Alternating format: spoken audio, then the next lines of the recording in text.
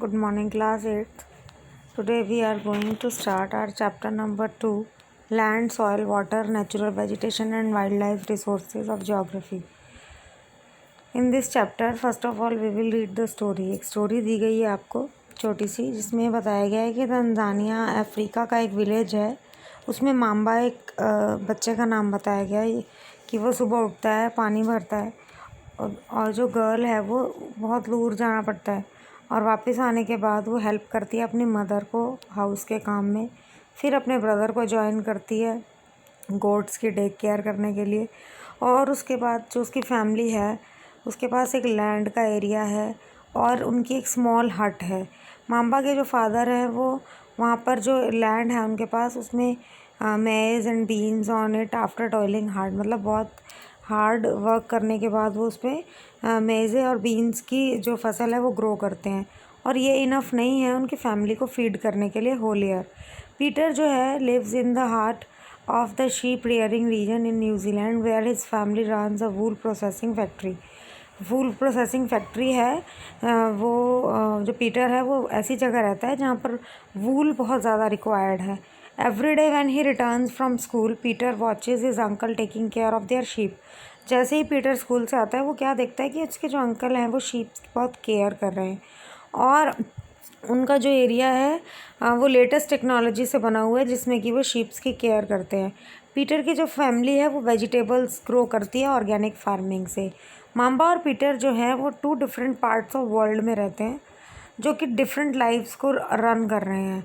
उनका डिफरेंस इसलिए है क्योंकि जो लैंड की क्वालिटी है और जो सॉयल है, वाटर है, नेचुरल वेजिटेशन है, एनिमल है, यूसेज ऑफ टेक्नोलॉजी है, ये सारे जो रिसोर्सेज हैं ये एक जगह से दूसरी जगह पे डिफ़र करते हैं, इसलिए उनका लाइफस्टाइल जो है वो डिफरेंट है। चलिए हम सबसे पहले अब स्टार्ट करते हैं लैंड। लैंड जो है वो it is among the most important natural resources. हमारे नेचुरल रिसोर्स में से सबसे इम्पॉर्टेंट एक है ये। It covers only about 30% of the total area of earth surface and all parts of this small percentage are not habitable. मतलब जो land का एरिया है वो कितना बताया है, लगभग 30% बताया है टोटल एरिया का। और वो कहते हैं कि जो 30% भी है ये पूरा 30% रहने लायक नहीं है। तो अनइवन डिस्ट्रीब्यूशन जो है पॉपुलेशन की different parts of the world is mainly due to varied characteristics of land and climate. कि जो पॉपुलेशन है कहीं पे बहुत ज़्यादा है कहीं पे बहुत कम है, उसका कारण ये है कि जो अलग अलग लैंड है, अलग अलग क्लाइमेटिक कंडीशंस हैं, उस वजह से लोग जो हैं वो कम रहते हैं किसी जगह पर और कहीं पर ज़्यादा रहते हैं। तो जो रग्ड टोपोग्राफी, स्टीप स्लोप्स है माउंटेन्स के, रग्ड मतलब ऊबड़ खाबड़ जो ज़मीन है, लो लाइंग एरियाज़ हैं ससेप्टेबल टू वाटर, जहाँ पानी की बहुत दिक्कत है, ऐसे जो एरियाज़ हैं, या डेजर्ट एरियाज़ हैं, थिक फॉरेस्ट्स हैं, ये एरिया नॉर्मली स्पार्सली पॉपुलेटेड होता है, मतलब बहुत दूर दूर तक पॉपुलेशन इनमें होती है, मतलब बहुत कम होती है। प्लेन्स और रिवर्स जो वैलीज़ हैं वो सूटेबल लैंड फॉर एग्रीकल्चर जो है वो प्रोवाइड कराते हैं। तो इसीलिए जो प्लेन्स हैं, जो वैलीज़ हैं, ये एरियाज़ डेंसली पॉपुलेटेड होते हैं, मतलब बहुत ज़्यादा पॉपुलेशन इन एरियाज़ में मिलती है। अब हम देखते हैं कि लैंड यूज़ से क्या मतलब है। Land is used for different purposes such as agriculture, forestry, mining, building houses, roads and setting of industries. मतलब लैंड को किसी भी तरीके से यूज़ किया जा रहा है वो लैंड यूज़ कहलाता है। तो can you list out Peter different ways in which Mambas and Peter's family use their land, कि उनकी लैंड किस किस तरीके से यूज़ की गई थी। तो जो यूज़ ऑफ लैंड है is determined by physical factors such as topography, soil, climate, minerals and availability of water. जो यूज़ ऑफ लैंड है वो भी डिपेंड करता है कि एरिया कैसा है, कि वहाँ पर क्लाइमेटिक कंडीशंस कैसी हैं, वहाँ की लैंड कैसी है, मिनरल्स कितने मिलते हैं वहाँ पे, अवेलेबिलिटी ऑफ वाटर कैसी है, उस चीज़ से डिपेंड करता है कि उसका यूजेज कैसा रहेगा। Human factors such as population, technology are also important determinants of land use pattern. मतलब जो ह्यूमन फैक्टर है, मतलब जो टेक्नोलॉजी है, वहाँ पर पॉपुलेशन कितनी रह रही है, इससे भी डिपेंड करता है कि लैंड कितनी यूज़ होगी।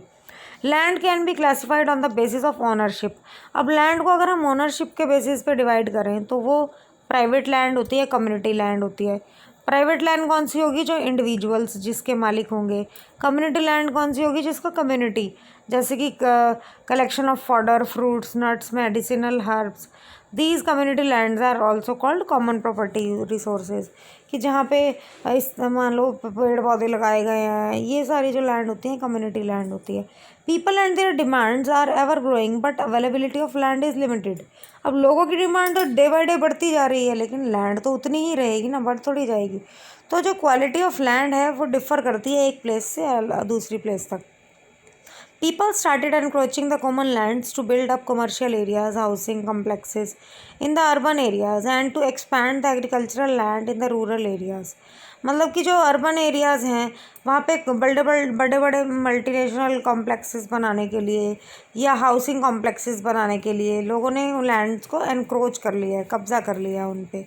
और उसके बाद वो क्या कह रहा है, vast changes in land use pattern also reflect the cultural changes in our society, कि जो लैंड पैटर्न है उसमें चेंज जो आ रहा है तो वो हमारे कल्चर को भी शो करता है। अब जो लैंड डिग्रेडेशन है, लैंड स्लाइड्स हो रहे हैं, सॉइल इरोजन है, डेजर्टिफिकेशन है, मतलब रेगिस्तान टाइप हो रहा है कि बंजर ज़मीन हो रही है, तो ये जो थ्रेट है ये हमारे एनवायरनमेंट के लिए बहुत बड़ा थ्रेट है, क्योंकि एग्रीकल्चर जो है उसका because of the expansion of agriculture and construction activities, कि लोग अपने फ़ायदे के लिए लैंड पे फैलते जा रहे हैं, जो उसकी नेचुरल पावर है वो ख़त्म होती जा रही है लैंड की। आगे देखते हैं कि कंजर्वेशन जो है वो लैंड रिसोर्स का वो कैसे हो।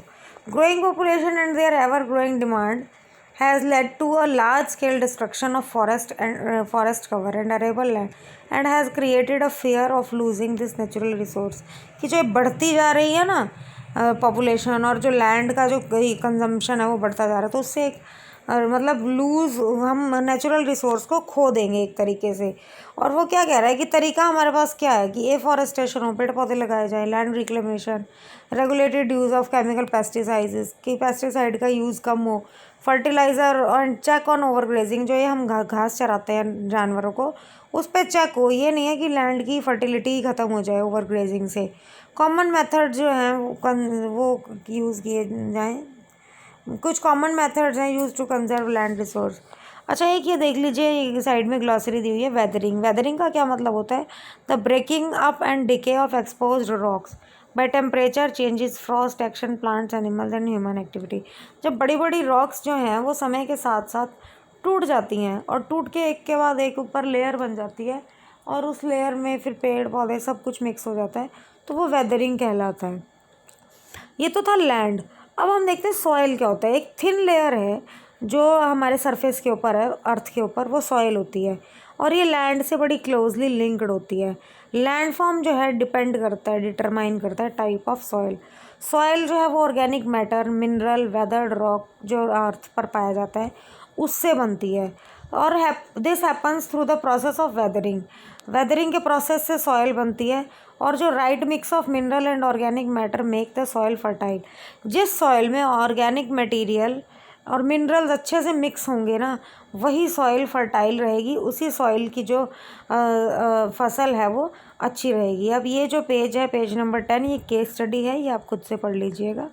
उसके बाद हमारे सॉइल बनाने के जो, अच्छा ये सॉइल प्रोफाइल मैंने आपको बोला था कि ये ड्रॉ कर लेना।